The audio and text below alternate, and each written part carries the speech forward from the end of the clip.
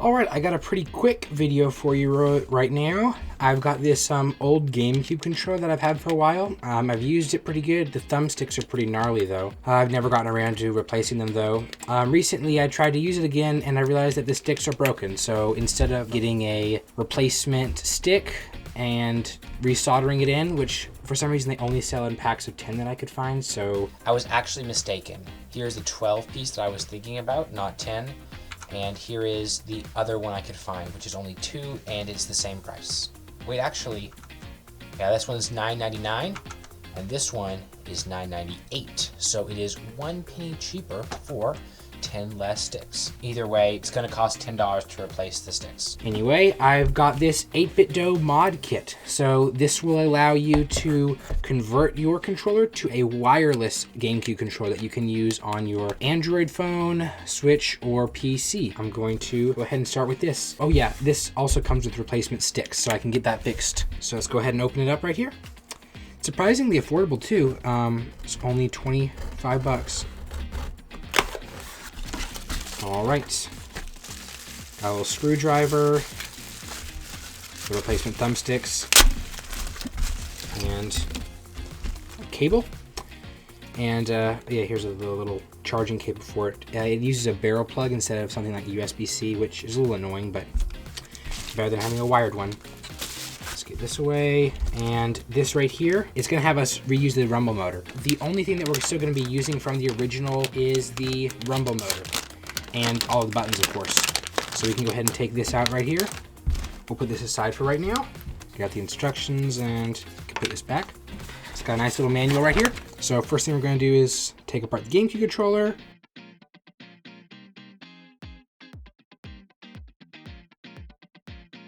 And we'll just go ahead and remove this right here. We're gonna need the rumble motor, but I'll put this aside for right now. Here, let's put the thumbsticks on.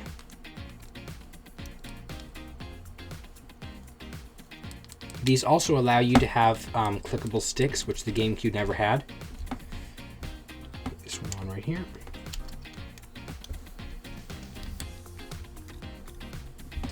And we're just going to insert this right here. And now put the PCB right here. PCB means printed circuit board, in case you're wondering. Some may call it motherboard, PCB. The language might all sound the same, but they actually have different meanings. So it looks like I'm gonna have to like bend this cable right here, not in a bad way, just to get it to fit right there. All right, we've got that snug in there. And now next step is going to be taking out the rumble motor. So it's got this document right here showing you how to do it. But I've watched a how-to video on it before, and I'm pretty sure I can get it. Let's see. Gonna take this off right here.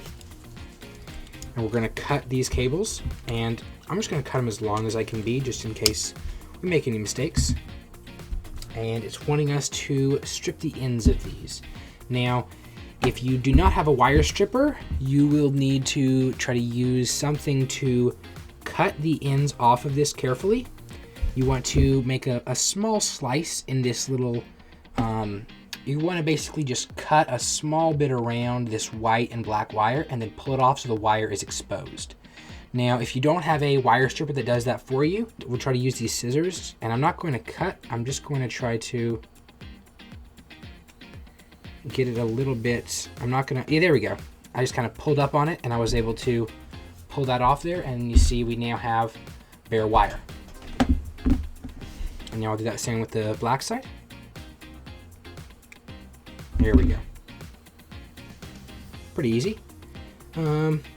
And now what we're gonna do is take our new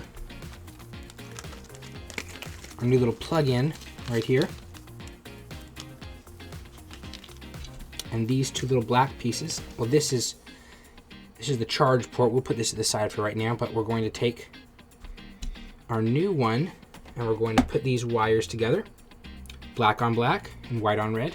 What we're going to be using is these heat shrinking tubes right here. So we're going to put the 2 wires in here. We're going to put these little tiny tubes on this wire right here.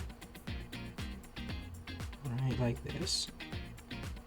We're going to put the other wire right in here alongside it.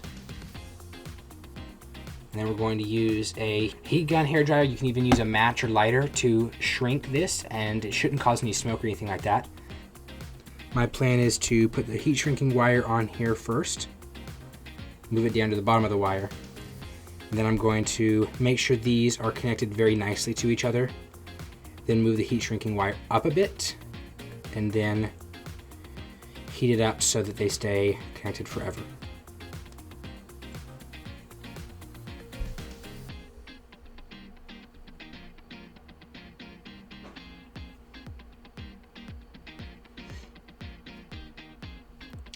It's probably all not necessary and probably makes it a bit harder, but I just want to ensure that I don't have to make any more steps after this. All right, got that tied up and on there. I'll do the same with this one. And now you can either use a hairdryer or a heat shrinking gun, but I've got this heat gun. Just gonna plug it in, and we're gonna turn on low, and turn on high.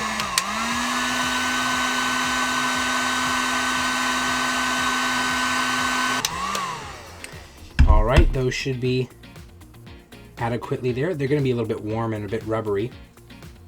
I hope I didn't get it too hot, but I'm going to let those sit for a second and see what the next part says. I forgot, you've got to remove this plastic piece right here. So we're going to want to take these wires right here out and pull out these small little black things right here, and then this should come out pretty easy. So now we're going to put this away. We won't need this again. Now this right here, with this tape right here, you see that we've got these same little pads that went in here before. So we're gonna take this tape off, and now we should be able to put this back on right here. It'll kind of just click into place if you get in the right spots.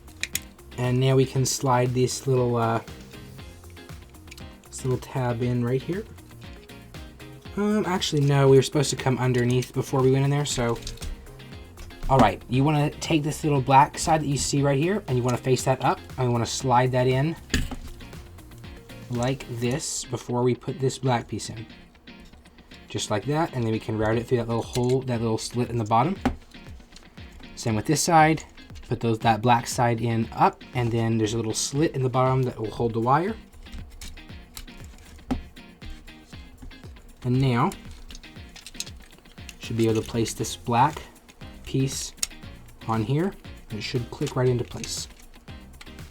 There we go, we got that on firmly. Now let's put this thumb cluster back in. That Z button keeps falling out. Now we will go ahead and put this motor, the rumble motor, right back in here, and plug it into this little piece in the bottom right here. All right, we got that in.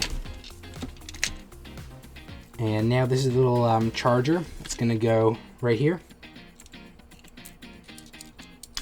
We were supposed to put this on, this little piece on, before we put the black piece, because as you might be able to see, it's covering it up. So we're gonna have to take this black piece off. Just pull it forward a bit. So we're gonna lift that little black piece up, put in this charging port right here. And it's got a little hard piece so we can easily push it in. We close it. It should be in there. And I'm going to put this black piece back on.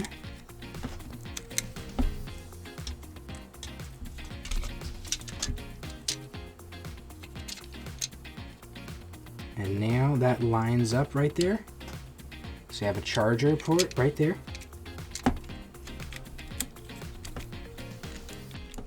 Plug in that. And make sure we got everything on the front side. Looking fine. Yep. And now, all that's left to do is I'm gonna put this button back in place,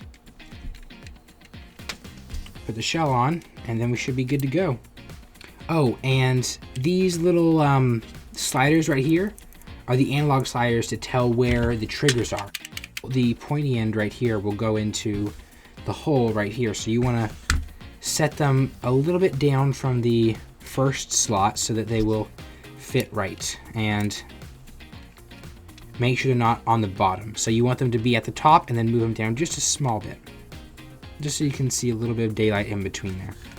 So I spend a while trying to get this to fit back together. I know I mentioned the triggers that you have to slide into the correct spot to get it to go back on, but even after I got that done, it wasn't going back. And what I realized is the foam on the rumble motor needs to be pressed down a little bit, and you cannot just expect it to easily slide on. You need to kind of push on it to get it to go in, and I had an issue with that, but eventually I did figure it out. I just wanted to speed this up and let you know that you just need to push down a bit on that rubber to get it to go in, and don't expect it to be super easy. And you do want to make sure that you have everything in the correct spot before you do that, because if you just push down and you end up breaking something, that's not going to be good. There we go. Okay, got all the buttons working. Everything looks fine. So I'm gonna screw it back together.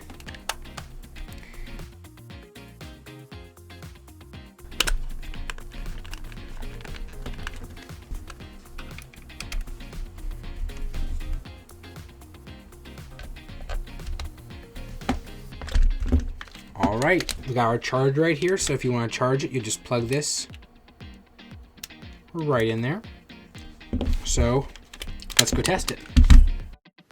All right, so for connecting the controller, they said that you're supposed to hold Y and start, and the LED on the top will start blinking rapidly. It's got an LED right there where it charges, so I'm gonna press change grip order. I'm gonna hold Y and start. Oh, that was quick. Already connected. I just wanted to say something after I've been using the controller for a few days. It works pretty good. One issue is it doesn't have an L bumper. It has a right bumper, which is the Z button, but no L bumper, which is a bit annoying. But since GameCube controllers never had in on the sticks before, if you're playing a game that you don't really need the pressing in on the sticks, what you can do is map the in on the right stick to L if you need that more often than you do the pressing in on the right stick or on the left stick. So you have two additional buttons. Also, if you're on a Switch, pressing start and the down button will bring you to home. I just wanted to mention that and say that I've been using it and it's been pretty fine. Just like a GameCube controller, but you can use it on your Switch, and it's also Bluetooth, so you can use it on your computer as well. See you next time. Bye.